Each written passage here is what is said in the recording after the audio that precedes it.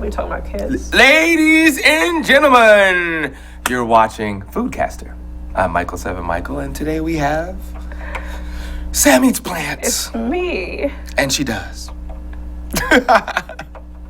So this is part 2, talking about transition. Transition of eating better. Yes. And before we move any further with that, let's give a shout out to Sound Shark. If you look at this wonderful microphone that we have here, soundsharkaudio.com. Thank you very much, Sound Shark. That's why you're able to hear me. Awesome. So, yeah, transition. So I think the last episode we were talking a lot about just making healthier habits. Yes. But I want to focus more now on making plant-based habits. Okay. Right? Because I kind of covered a lot of different things about being healthier. Reading labels, buying more organic, things like that. But now with that, yes. you can eat anything. You can eat anything. So Organic. Anything organic. Yeah. Okay, so it's a good start. It's a good start for a healthier body. For a healthier body. And learning how to cook. And learning how to cook. All those things we talked about with the last episode. And avoid fructose corn syrup. Reading ingredients. And anything that not you can't, food. That's not food, that you can't plant it. Anything made in a lab. Anything made in a lab. Which is usually a very long name that you're like, where does this come from? I don't know. To be honest, at this point with me, if it says natural flavor, I'm not touching it. Yeah, I stopped doing that too. Even artificial flavor, yeah. Okay, yeah. Don't touch anything that says artificial flavor. But natural flavor, I'm like, why? Right. Mango yogurt has natural, why? Mango's in it. Get out of here. Right. But anyway. You're lying to me. You're playing games. I'm like, what? I don't want to enhance. I think it's fine. But so transitioning to a more plant-based diet or a more vegan diet, I took a long time to do that as well. Still having some food addictions to deal with. Cutting out land animals was easy. If I was honest with myself at that moment, I realized, I never really liked meat. And this is true. I never really liked meat. I ate a lot of food, and I ate what was in my plate because I'm a good little girl who finishes her food in her plate, and I always got seconds, but when I got seconds, I never got the meat. Interesting. I get the rice, I get the gravy from the meat, and I get more veggies. But I never got the meat, and I hated pig. Hated pork chops, hated ham, hated bacon, hated sausage. I hated all of that. I never liked it, so that wasn't even hard for me. Or people would tell me, what about bacon? I'm like, I never liked bacon. Like, that does nothing to me. I never liked pig. You never liked the swine? Never. You know what? I'm lying. There's a dish that Jamaicans make with pigtail. I liked pigtail. I like pigtail. But it wasn't something that you came across on a regular basis. Anything that anyone else in America comes across, I thought was disgusting. Oh, okay. Including cold cuts, like ham slices. I couldn't, bologna, I never liked it. But so when I decided I need to stop eating animal products, getting off of chicken and beef and turkey and all that was easy because I never really, really liked it. I just recognized I liked the fattiness of it, and so I just recreated it in plant-based ways. Seafood was hard. Dairy was hard. Eggs was hard because I really liked eggs. And dairy I was addicted to, and I ate it in abundance. So what I did for people who kind of need help, when I was getting off of cow's milk and I drank whole milk, I hated plant milk. Did not like almond milk, definitely did not like soy milk at the time. I thought it was so weird. But I knew I wanted to get off of it. I knew I should. So I started to mix them. And that was step 1 for me. Wait, no rice milk? Oh, I still don't like rice milk. Okay. But I don't either. But there's too no thin. value in it, right? There's no nutritional value with rice milk. There is. It's not like it's heavy in it. There still is, because you're still getting like residual rice in it, and rice has a lot of value. But I don't care about that stuff because I know everything I eat is super nutritious. Like, okay, my plant milk, it can be whatever, as long as it's organic and doesn't have sugar in it. But you mixed the two. I was mixing cow's milk with almond milk. So I decided to start with almond milk, and I didn't like it. So I put like mostly cow's milk and then some almond milk, and then eat my cereal back when I ate cereal. And then I got to a point where I could do half and half. And then I started doing less cow's milk, and before I knew it, I didn't want the cow's milk. So that was one way that I transitioned to a plant milk from cow's milk. You went in, wow. That was interesting. I had serious addictions. It was hard. I loved butter. Like no one's business. Now I understand why my cholesterol was like 230 when I was like 10 years old. But I loved butter. And so one of the ways to try to get off of butter, and I knew that margarine wasn't healthy, right? So I started to just not eat the things I would put butter on. Like baked potatoes. I really stopped for some years. Wow. Because I couldn't eat it without butter and cheese. And what do you eat now? Yeah. Now it's different. There's a, you had it once, that butter that was really expensive that's vegan, Miyoko.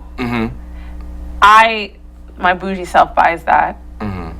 Expensive, but I barely use it. And so if I do bake a potato, I put that on it. Not to say it's the healthiest, it's still very fatty. But that's if I bake a baked potato. And I do baked potatoes just for the nostalgia, to be honest. Because I put so much other stuff on it, like salt and pepper and stuff. So it's really just for that. If I make like home fries type potatoes, then that's whatever. I just throw them in a pan. But yeah. So I stopped eating certain things that I put things on. I really like sour cream on my baked potatoes too. So if I don't eat a baked potato, that means I'm not eating that butter. I'm not eating sour cream. So let me just change that whole dinner to pasta. So I literally would change what I was eating, or curry chickpeas. I wouldn't eat a baked potato. Having a veggie burger was fine, but I wanted it with cheese, right? And I didn't like plant-based cheese. And you know, let me say something too, just for anyone that hasn't seen any episodes that we've done so far. Can you just go, I guess, what does meat do to you? What does pork do to you? You mean your body? Yeah, just so people can understand why there's so many people moving and even having this transition, why it's so important. Okay, so there's a few things. Overall, you can put them all in the same bucket. There might be little differences with some of them, but overall, you can put them in the same bucket. All of them run a little acid in your body. So when you take it in, it's acidic to break down, and your body has to take free minerals that are kind of floating in your body, whether it's manganese, magnesium, calcium, just to cool your body down, which is fine. This is what bodies are here for. They're here to keep us at equilibrium or homeostasis. It keeps us there. But the problem is, traditionally, culturally, we didn't eat meat every day. We didn't usually eat meat every single week either. So now we're eating it not just every day, but 3 times a day, along with processed foods and packaged foods. So we are inundating our bodies with acidic foods constantly. What does that create? A body of acidosis. Acidosis means you're going to get sick. This is where disease comes from. This is when it's easy for us to, at minimum, get a cold, or at maximum have a really serious virus infection. This is when endometriosis comes in. This is when arthritis comes in, because your body is in the state of acidosis, because everything you're putting in your body is acidic, and nothing or very little is alkaline. The body will do what it needs to kind of keep us at homeostasis, but sometimes the dam breaks and the water comes over and you can't stop it. And that's what happens eating the way we do. And meat is a part of that. Also, when it comes to cold cuts or processed meats, like bacon or sausage or salami or ham or pastrami, it's already said in the CDC that all of those fall into a class 1 carcinogen. All of that falls into officially a class 1 carcinogen, and unofficially, I know that the other cuts of meats, let's say actual pieces of steak or a chicken leg, are also carcinogenic. I know that, but the CDC just didn't recognize it yet. So the CDC only recognized that these cold cuts and processed meats are a class 1 carcinogen about 2 years ago. And I'm telling you, all you guys, don't wait for them to say that for the other stuff. Wow. It took too many decades for them to finally even say that. And I knew it already. Wow. So meat is also carcinogenic. And carcinogenic means cancer causing. And lastly, just besides our body and all the diseases that can come from eating like this, environmentally, it's creating a situation that cannot be sustained on this planet.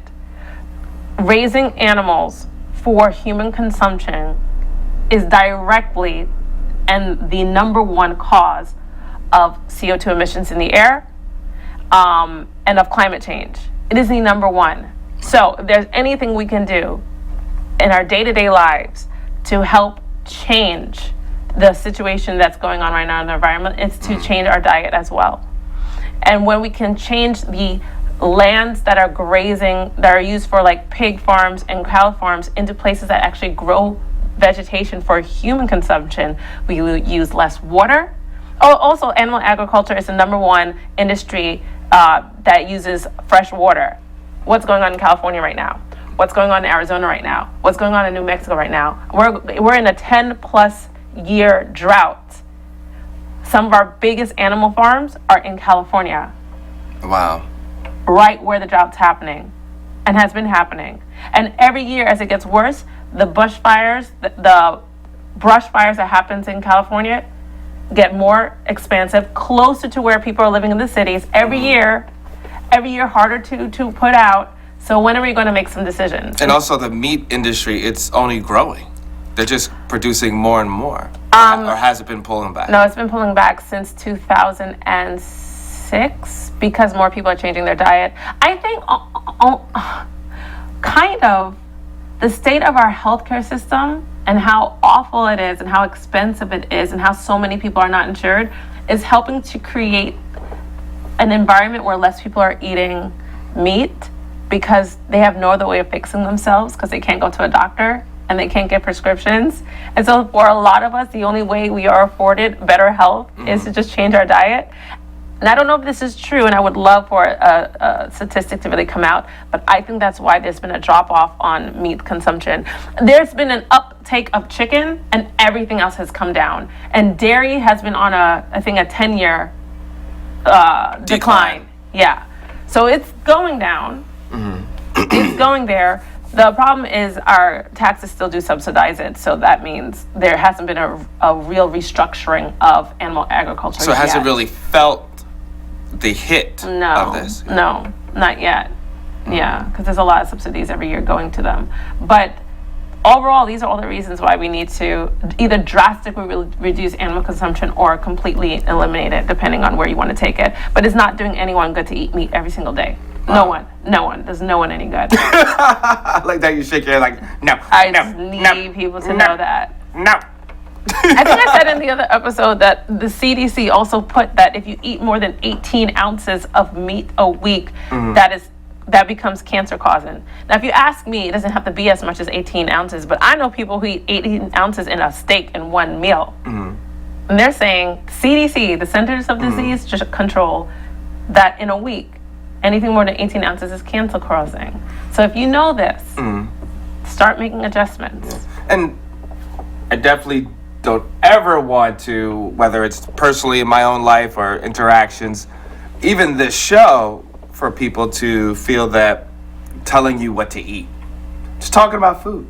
Talking about information that you could look up yourself. Yeah. But if everybody just cuts down to 5%, like, so out of the whole week. Oh, yeah. Just eat whatever you want to eat for 2 days. No. 2 days is too often. I've told this to people before. I know a lot of people who diet, or whatever diet means to people, try to eat a certain way, and they say they have one cheat day. I'm like, once a week? They say, yeah. I'm like, you're basically doing almost nothing. Oh, if wow. you get to do whatever you want, and I've seen some people's cheat days. Okay. Where it's like a whole pizza, they get some chicken, buffalo wings with they're blue doing cheese. more damage in the 2 days than they are. Yeah, it's because everything is it all builds up, it all adds up. So if you do this like and mind you, when I say a cheat day, I don't mean eating junk. Still eating grass-fed, try to find things that are as organic as possible. Okay, so if we're going to talk about real food, okay, and then cheat day meaning you eat animal products on one day, right? That's a little different. As long as you're all eating real food, because other people's cheat days. Because I was a personal trainer. I got to chips talk and to dips. them. Yeah, it's all of that. Like it's soda. Like it's all the stuff they missed out on, and so you are like slamming saturated fat into your body and like chemicals and dyes and everything. And so where do you think you are on Monday after your cheat day on Sunday? Now you have to work on cleaning up, and cleaning out. That takes at minimum 3 days. Now you're eating better on the 4th day and 5th day, 6th day, and now you're going to slam it back on the 7th day? So it's not even That doesn't go anywhere. Wow. I have told people in my life that do that whole cheat day thing once a week, I said, your cheat day needs to be more like once every 22 days. So really, almost once a month, really. Basically. And I was being generous by saying 22 days. That's right, because you do need time to detox. Yes. And to recuperate. Yes. From the damage that you just caused, and then start building.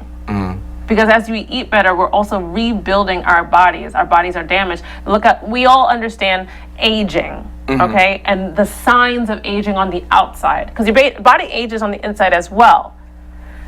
The signs of aging on the outside, besides wrinkles, besides the skin falling down, the richness of the color dulling, the eyes being dull, the whites of the eyes not being so white, all of this is signs of aging. If you rebuild your cells with the actual nutrients they need to function optimally, it reverses that. Or if you never damage it in the beginning, it staves off those signs of aging for decades. There's two chemicals. I was watching. I got to get the names, and maybe we could do a show on or talk about at some point in the future. But there are two chemicals that are natural within living beings, and one of them is directly affected by eating red meat. Which one are you talking about? Within the human body. I got to get the name for you, but they were saying that if people, and this is something that coats part of the building blocks within people. Are you talking about like telomeres? Yes. Okay. Yeah. Yeah. That if you eat more plant-based food. So the tails of the telomeres don't get shorter. The thing is, when we eat more of our modern food, it kind of like shortens the tails of these telomeres, which also correlates with aging. It correlates with aging, and it can almost. And it keeps stretching and expanding as you get older. You get weaker. Exactly. Right. Exactly. There's like this. I know some things. This direct correlation with food and then how those are doing. But yeah, it ages you. So if you're going to start eating better and you're going to have a cheat day, you cannot have a cheat day that is with every single awful thing you can do and then have it be once a week because you're not getting anywhere. And then 3 months later, you're going to say, oh, doing this didn't work. And it's like, no, you didn't work. You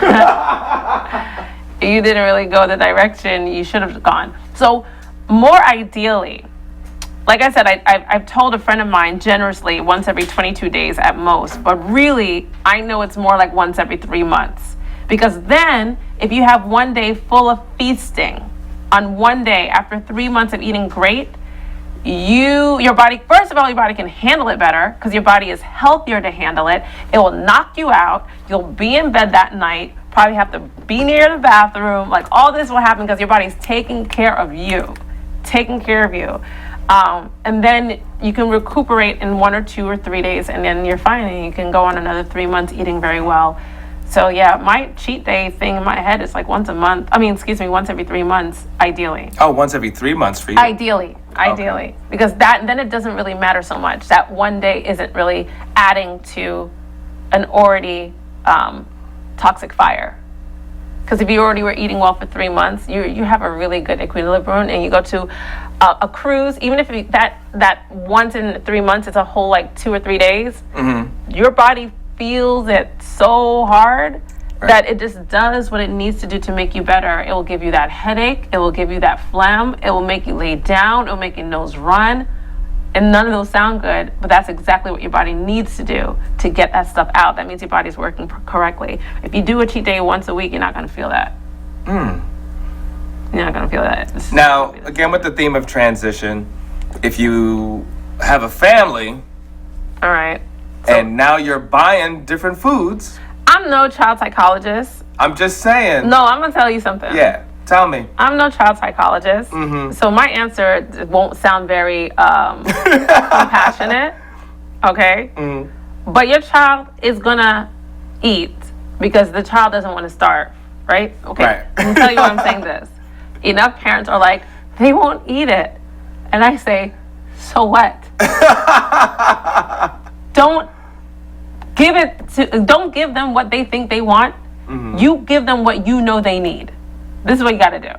And so when it comes to, I've heard, oh, my kids won't eat any spinach. I had a whole homeschool in my home, mm-hmm. full of kids. Some of them were just like fast food kids who would come in. I swear, I saw tantrums on the floor over blueberries. I saw that. I had that. Anyone who involved with the homeschool who is watching this knows this really happened. Just could not eat blueberries, would not eat a tangerine peg, right? We didn't offer option. We told the parents, this is what we offer. We're not allowing non-vegan food into this home. Oh, wow. No, we did not allow it. So they could not bring anything for the kid. And I said, what we would do is after nap, mm-hmm. give them bananas. Okay. I stuck to it. So what does the girl do? After 2 weeks of throwing herself on the floor, right, she starts to eat because she knows she's not going to get her way. Mm. So what I say to parents, period, is after a few days or a couple weeks, your child is going to eat what's there because the child doesn't like being hungry. Right. So just provide it. Cut up a bunch of fruit, leave grapes right on the table. Just do it. Don't tell them to eat the fruit. Prepare it, make it look pretty, put it on the table, walk away. Mm. The child is going to come, waddle in, take a bite, leave it, run away, come back, take a couple grapes, run away. This is exactly what's going to happen. And if you make a dinner and you plate it and the child has an issue with the dinner on the plate, I'm not a child psychologist, so understand I'm not giving you advice on what's going to make them happy. Right. I'm giving you advice as a mother. The child doesn't want to eat the food in front of them. Take the food away and say, I guess it's bedtime, and let it ride. The child will learn tomorrow. The child will learn tomorrow. The child will be fine missing a dinner. Beyond fine. Mm-hmm. I mean, to be honest, like 35 million children miss meals all the time in this country. Mm-hmm. Your child will be fine missing a dinner. More than that, you run your household. How do you want your household run? Is this how do you want your child eating foods that are going to nurture their brain, nurture their body, make them into adults who can think properly, who can move properly, who are not going to doctors for little reasons they don't have to have? What do you want for your child? Right.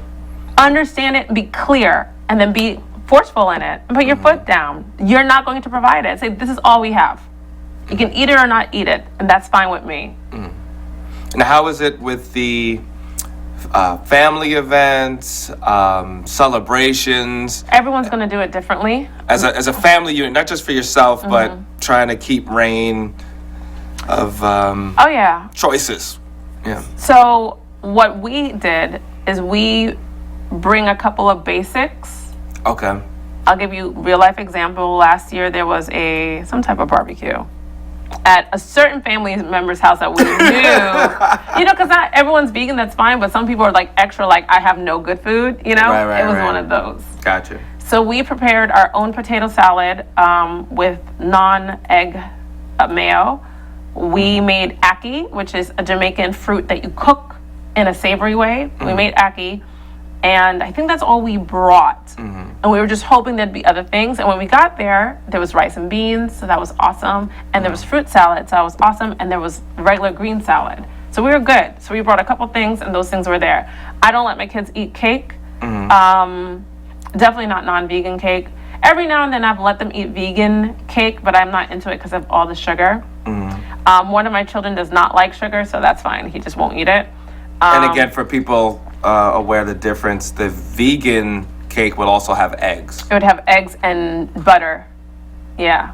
Oh, I mean non-vegan cake. I mean non-vegan. Non-vegan cake would vegetarian have cake. Yes, vegetarian cake has eggs and butter. Vegan cake doesn't have eggs and butter. Does have tons of sugar though, which I'm not that happy about either. Right. So I've made concessions with vegan cake like probably half the time, but more often than not I'll bring something. And I've done that for them too. I've brought them like vegan pudding or something else that they can eat, or our own vegan pie.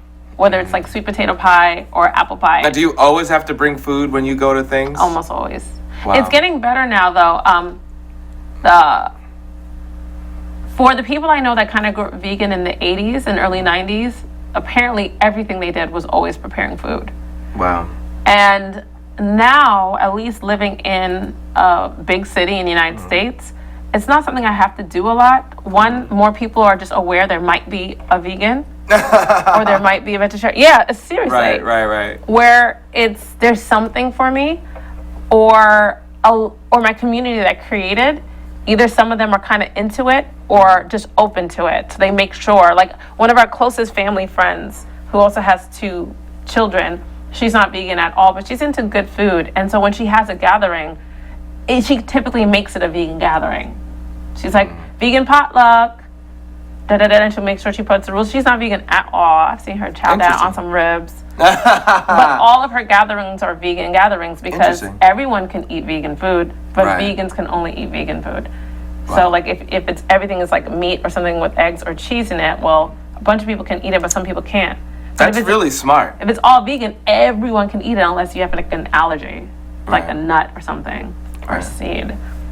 Yeah. So I don't find that I have to do it so much. I kind of know my audience now, and I know who I need to, like which relatives, and then which relatives it will be different. I do have another aunt who's all about like gourmet type cooking, and she's like, oh, Sammy's coming, so I'm going to make sure I have this. I know I don't have to bring my stuff with her. So, but I know it's different for people in different places. So any advice as far as transitioning that you can give? To a more plant-based diet, I would say make one meal a day for sure, completely animal product free. And I usually recommend that to be your breakfast, and I usually recommend that to be smoothies. If you want it to be oatmeal or something, that's cool. But why I say smoothies, or at least a lot of fruit, is because it's the easiest thing for your body to digest first thing in the morning, or even just first meal that you eat, whether it's in the morning or afternoon, because some people eat their breakfast afternoon. It gives you lots of good energy. You won't feel that drop in the middle of the day. You'll be more productive, and after a week of doing that, even if you eat animal products after the breakfast, after a week of eating just a smoothie a day, you're going to feel different.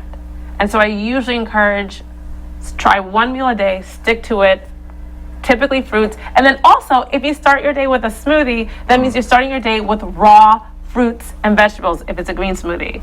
And that means you're throwing the nutrition down in the beginning of the day. And then you'll just have a really great day or a great week. So yeah, try that. Try that. That's amazing. Now, of course, we always raid my fridge, but today we're going to look at my cabinet. What do you think? Oh, okay. You have the Echinacea Golden Seal. I was just talking about the tea. Cool. So Echinacea boosts immune system. Golden Seal really helps the lungs. When they work together, it's like a powerhouse. Okay. So this is great. I recommend Echinacea Golden Seal for anyone's home just because. And I always recommend a tea form more so than a pill form, because if it's in a pill form, that means you have to have additives because it's in a capsule. Gotcha. Technically, it's not really food, But not bad, but get the tea. Gotcha. Much better. Gotta find that tea. Yeah. All right, give everyone your social media. You can find me at Sam Eats Plants on Instagram, sharing food and thoughts of the day. That was simple. All right. Michael, you're watching Foodcaster. So continue to do research. In fact, I would like to do an episode on pointing people in directions to do their own research. Oh, yeah. I think that'll be great. Well, we can do that. So this is part 2 of making that transition for a healthier lifestyle. And we really appreciate everyone watching. Continue to watch. Check us out on social media. Check us out online. You could always go to sevnetwork.com or geekcaster.com. We are Foodcaster Show on Facebook, Foodcaster Show on Instagram, and continue your journey in having a relationship with food.